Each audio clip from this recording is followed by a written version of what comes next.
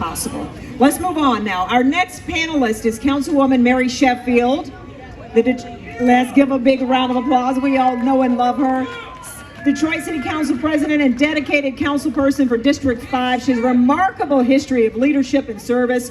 She achieved a groundbreaking milestone as the youngest person ever elected to the Detroit City Council in November of 2013. We are honored to have her join us as a distinguished panelist at the Day of Hope, where her expertise and passion for the community will undoubtedly shed light on vital issues related to Detroit's housing state. Please join me in warmly welcoming Council President Mary Sheffield to the stage.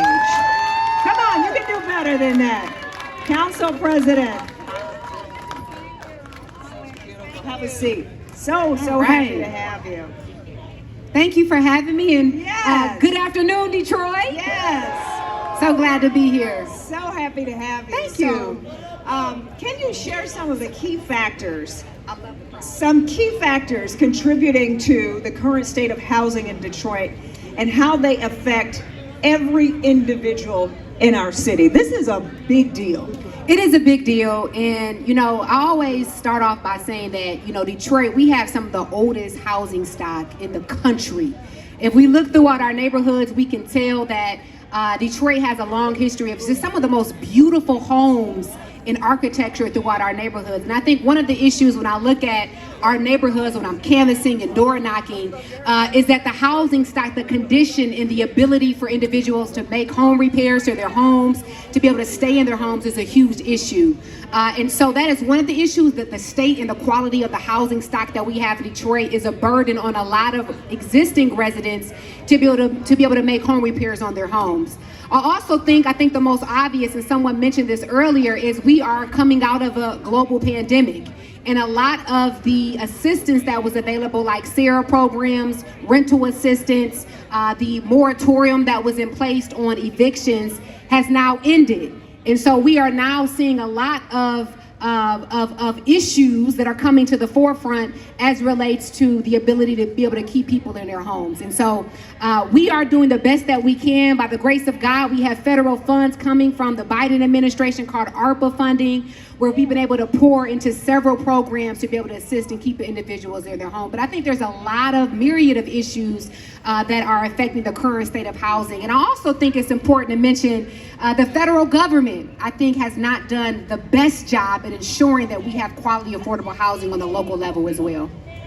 Let's talk more about that. You mentioned the Biden administration. I mean, this is a critical concern, especially for our vulnerable populations. What efforts are being made to address homelessness in Detroit? Just speak more specifically about that. What additional resources or support do you think is needed to address this problem? Well, I am excited, number one, that we have really embraced the model of permanent supportive housing. When I first got to City Council in 2013, we funded a lot of transitional housing, which I believe we probably can see now that it has not given us the return on the investment that we wanted. And so now what we're doing is we're placing individuals and families in housing first, and then providing the wraparound services that are needed, whether it's mental health or substance abuse, to make sure that that individual is housed. And so to me, that is addressing the holistic, the human perspective of an individual versus just a transitional type of housing. So I think that is one way that the city is now addressing. Yeah, give it up for that. That's important. Making sure that we address the whole individual, not just placing them in housing without supportive services. So that's one way the city is addressing housing. And then the second that I'm very proud of is something called Right to Counsel. Right to Counsel, which is a way that we prevent homelessness. So we can talk about addressing it, but let's get to the root and prevent it in the first place. And so what we're doing is we're providing free legal counsel, a free attorney, a free lawyer for low-income families that may be facing eviction throughout the city of Detroit. And so 30,000 evictions each year we are seeing throughout the 36 district courts, and only 4% of those actually have an attorney. And so when we talk about stabilizing our communities and ensuring that individuals stay in their home, Right to Counsel is one of those tools that the city has invested in to ensure that people are staying in their homes. You all, this is our city council president. You see how how much invested she is in this issue. We are so blessed and fortunate to have you as at the leadership of city government. I'm putting you at the governor's seat. Look at that. But because you get it.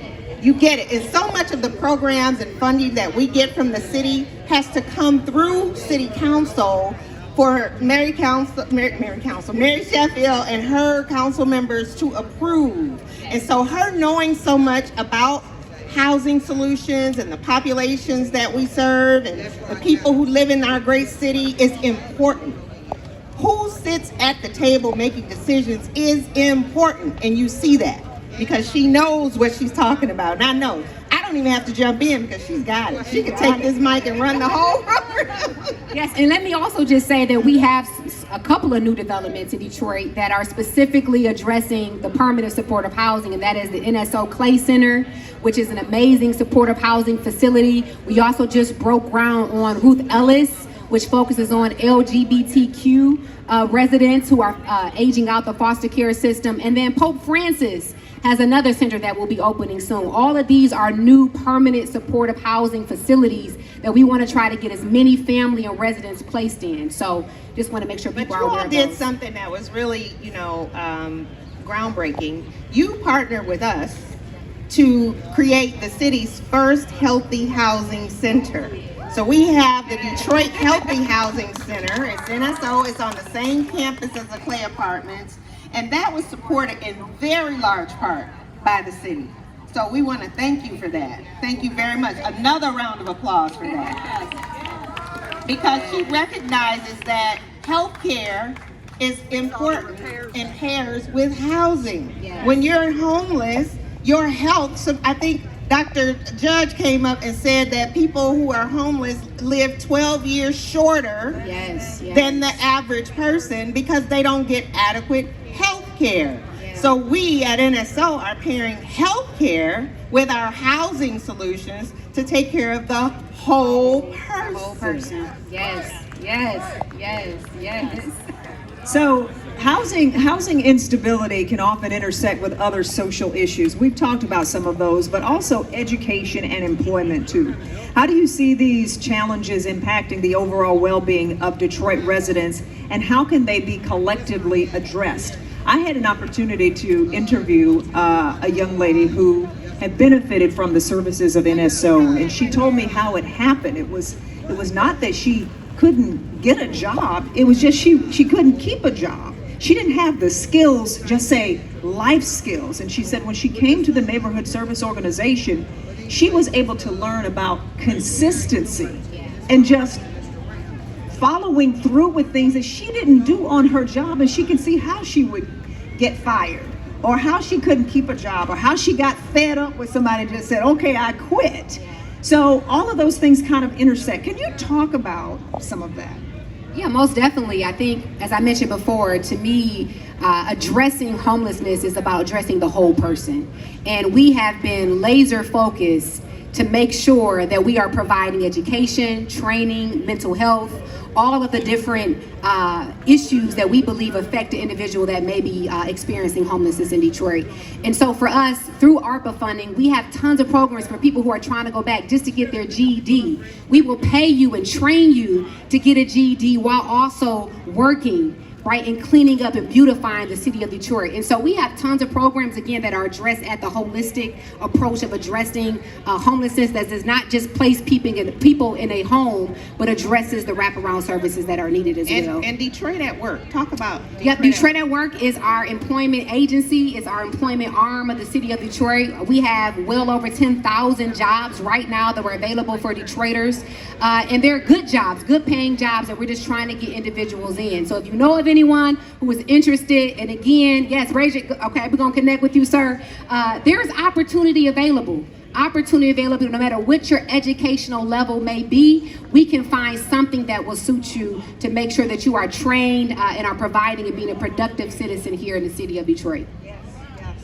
All right, so the availability of affordable rental housing is vital for many residents. What initiatives or incentives can we put in place to encourage the development of affordable rental properties in Detroit? So this is my favorite thing here. So we all know we're seeing tons of development come to Detroit. And most of those projects are requesting tax abatements. They're requesting public funding for those developments. And so Tell them what tax abatements mean. well, it's an abatement on the amount that the developer pays in their taxes in order for the return of providing that So it development. delays the tax, though they don't, it kind of subsidizes or writes off some of the tax Yes. that they have to pay to the city. To the city of Detroit.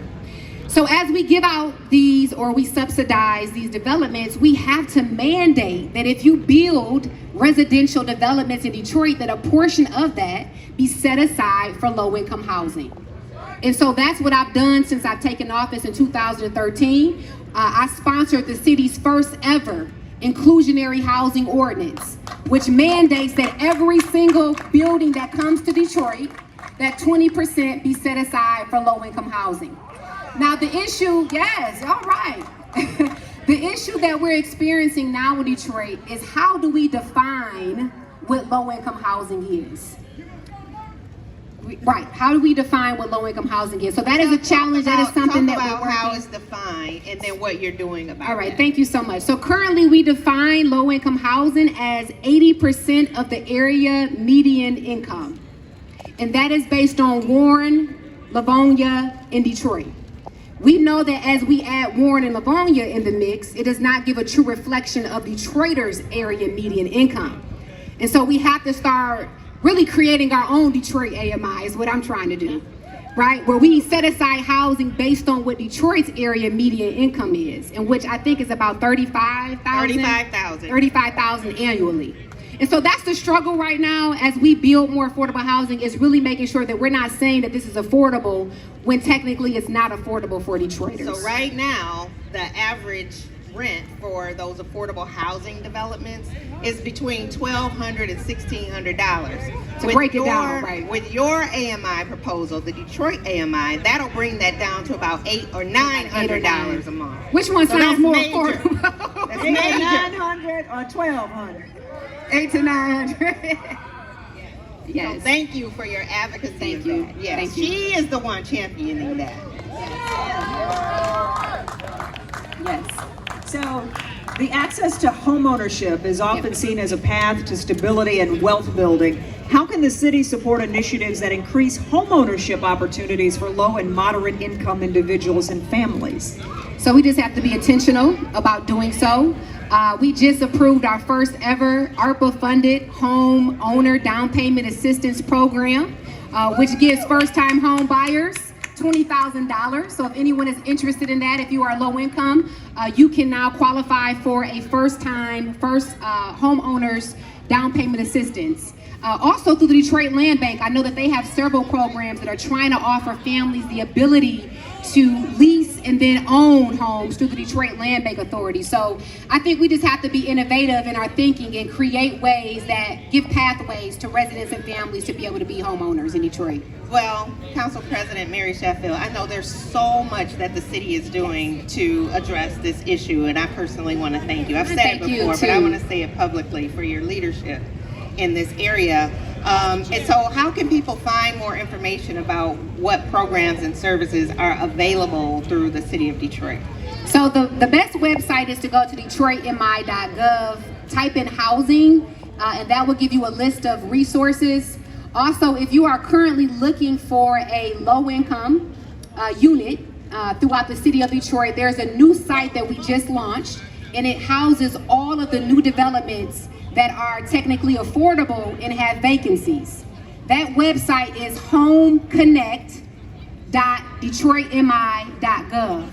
Again, if you are looking for a unit right now in some of the new development where they have low-income housing available, this site has all of the vacancies that are available, and that is homeconnect.detroitmi.gov. homeconnect.detroitmi.gov, and they can always contact my office and we can help navigate them through all of the resources. Thank you. I think we're going to link that to our NSO website as well. So if they come to NSO's website, they can go directly to that portal. Thank you. Thank you. Thank you so much. We're going to take a moment to take some questions from the audience. We got one down front. I see one in the back. We have somebody with a microphone. Yes.